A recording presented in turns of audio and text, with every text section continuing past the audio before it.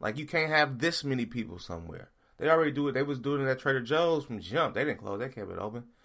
But even at Starbucks, like, they probably gonna not let you. You could probably come in there and order, for walk-in ones. But you ain't gonna be able to just sit in there and wait on your stuff. And they probably gonna enforce, for the most part, you having to order online and just come in and just pick your stuff up and go. I mean, mostly, I think, if I'm not mistaken, the only Starbucks that's really open now is ones with drive-thrus. I could be wrong. I don't know that totally, but from what I've been seeing, it's just the drive-thru ones. So everything is gonna change. Like, I'm not gonna say it's not gonna never be the same, but it's gonna be weird and different for a little while. And I think people are saying right now, like, man, they just can't wait to just go outside and just do whatever and go to the club and yada, yada, yada, and such and such. But even when they get outside, I guarantee you, people going to still be kind of like, all right, stay back. You feel me? Or, damn, you too close. Or, if a bus is too crowded, not getting on that one, or just driving themselves to work. Like, everything is going to be a little bit different now, man.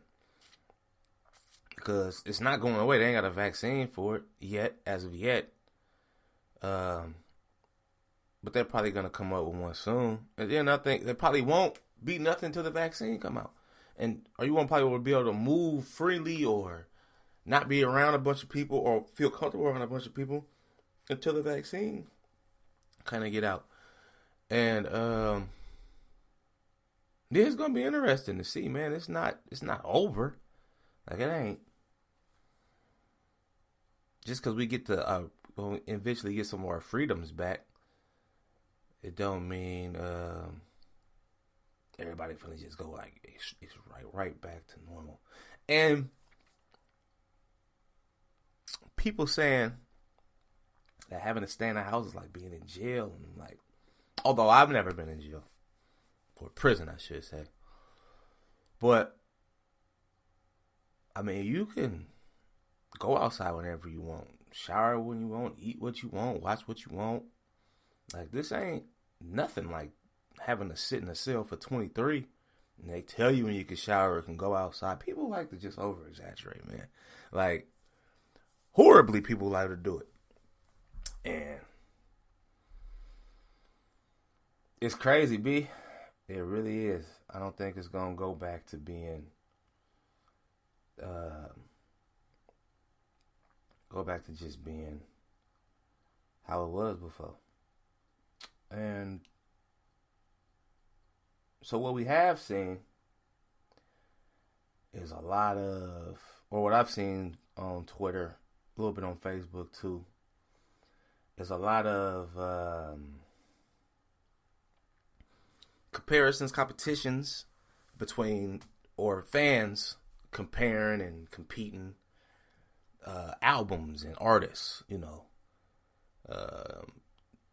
top 4 and your top 5s and songs, and these battles on IG between the producers or the songwriters, which is dope. I haven't watched any of them, but it's dope. But the one that they was talking about yesterday, which ain't gonna happen, is well, I ain't gonna say it ain't gonna happen, but I doubt it happens. 50 Cent and Ja Rule. And they both too petty, I think, for that to ever really happen. Although I think that would be one I would definitely watch, because I think that would be hilarious. But they don't like each other, like, period, at all. And it ain't gonna never go away. And so I was looking at whose career, or who has the better catalog of music. So 50 Cent has 4 number 1 hits and 13 top 10 hits, while Ja Rule has only 1 number 1 hit and 12 top 10 hits. I didn't know that Ja Rule had that many. You feel me? I did not know that. I thought he had a few top 10. Well, not that many top 10. I didn't even know he didn't have that many number 1s outside of Always on Time. Not even what was the one? Put It On Me. I thought that would have been a number one album, but that peaked that its highest was number two. So then, and this is my real, because singles and features and all of that don't really, those are cool, like mixtapes, all of that is cool, but albums is how I determine if you're really good or not. You feel me? Your body of work. So Ja Rule has 1, 2, 3, 4, 5, 6, 7 albums, right? 7 albums.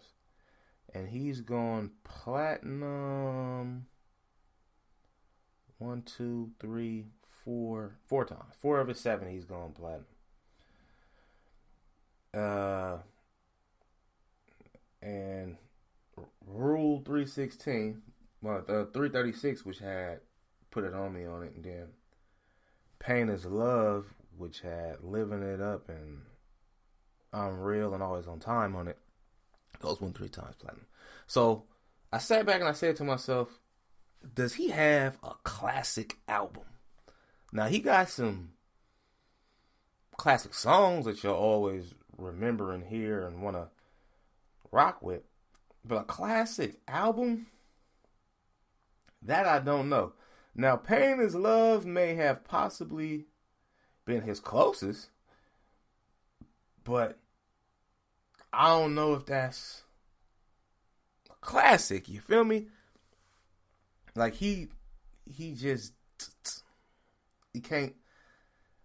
If I go through your catalog and I can't automatically say, yeah, that's a classic. I mean, he had some good albums. Pain Is Love was probably a great album, but it wasn't a classic album. You feel me? It just wasn't. Now, when we look at 50, right? 50, without question, has a classic. Get Rich or Die Trying is a classic no matter what, no matter how you want to spin it, flip it. That thing, so how many platinum he got? Well, that one 9, but he got 1, 2, 3. He only has, wow, he only got 4 albums. Incredible. Well, 5 albums. And 3 of them have gone platinum. Of course, you know, Get Rich or Die Trying did 9 million, and The Massacre did damn near 6. But so Get Rich or Die Trying automatically a number one. I mean, it's a classic. You can, I ain't even no discussing that one. The Massacre was a good album, but I don't know if it was a classic album. You see what I'm saying? Like, he had some slaps on there. He was riding the wave pretty damn good. But was it like a classic? He had some number one. Candy Shop was a number one he had on there. But yeah, I don't think that was a classic. It was a damn good album, but it wasn't a classic. So, and then he had the G Unit first one, which wasn't a classic, but it was a damn good album. All the mixtapes, none of yada yada yada. If we talking about just the discography, if you just put what 50 has done up to what Ja Rule has done, I think 50 got him beat. 50 got him beat. It is what it is. Ja really has some dope songs, but 50 has put together a classic. Maybe 2. I can't say if Ja gave you a classic. I just can't give you that one. You feel me? So even before that, though, I was thinking about Kanye and Drake, because for all intents and purposes, he wouldn't even have a Drake if it wasn't for Kanye. Let's just call that spade what that spade is right there, right? So who of them? Because Drake's been in the 10 now, about 10, 11, and Ye has been in it, 16 now. So who has a better body of music, right? Ye has 4 number one hits 18 in the top 10, while Drake has 6 number one hits and 36 songs in the top 10. So he's doubled the number of top 10 songs Kanye has, right? So let's look at Drake discography, because that, like I said, that's the defining number to me, or the defining thing to me. What, you got any classics under your belts? What's the real deal? So Drake has 5 studio albums. And Thank Me Later, which was, Drake is going number 1 every time he dropped. Every album he's dropped is going number 1. But Thank Me Later, I think it's probably my favorite Drake album. But Take Care to me is his best. Take Care is a classic to me. So boom, he already got a classic under his belt.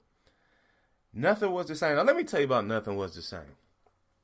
I see people talk about Nothing Was the Same all the time on social media, and about how that's his best album. And when it first dropped, you heard it, and I liked a couple of songs off it. But Sunday, I went back and I listened to the whole thing from start to finish. And that was a great fucking album, man. So if you want to throw that as a classic in there, fuck it, let's do it. So his Take Care, Nothing Was the Same, classic material. We can do that. That's fine. I can live with that. Views and Scorpion was the complete fall off right there for me. Like, that wasn't...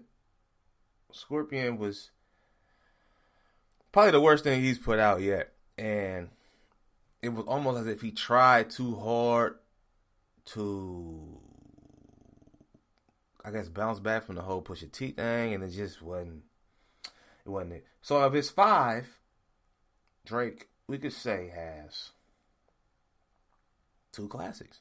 You feel me? And a really good album in his first one. Okay? We could work with that. Now let's go on to Kanye Tudda. Kanye, I already had it up here, didn't I? Guess I did not. Alright, let me go to Kanye Tudda. Where's that? Here we go. Kanye West discography. Ye has, how many albums does Ye have now? Ye has 9 albums. And I'm not counting Watch the Throne with Jay-Z. I'm just talking about just straight albums. College Dropout came in at number 2. Late Registration was a number 1. Graduation was a number 1. 808s Heartbreaks was a number 1. Beautiful Twisted Dark Fantasy was a number 1. Yeezus was a number 1. Life of Pablo was it. Yeah. Everything that Ye has dropped has been a number 1 album. Except for College Dropout, which came in at number 2. That's real. But, now let's see here. Damn, 3, 1, almost 2. 2, 1. Everything's going platinum, except for the last one. So let's go through Ye discography here. College Dropout. Hey, man. Great album. I think it was a classic, his first one. It was something different we ain't never really heard like that. Okay, Late Registration. A lot of people deem it a classic, man. I think it was a great album, too. Graduation. Another great album. I lightweight think it was a classic. 808s and Heartbreaks, it was cool. My Beautiful Dark Twisted Fantasy. Let me tell y'all something about this album right here, okay? That is probably one of the best albums I have ever heard in my entire life. That thing is a classic, okay? Classic. I believe they said it was the best album of the 2010s. That, and it was either that or To Pimp a Butterfly by Kendrick. One of them two. It was either they were either one or two on the whole little Rolling Stones article. But I think, or one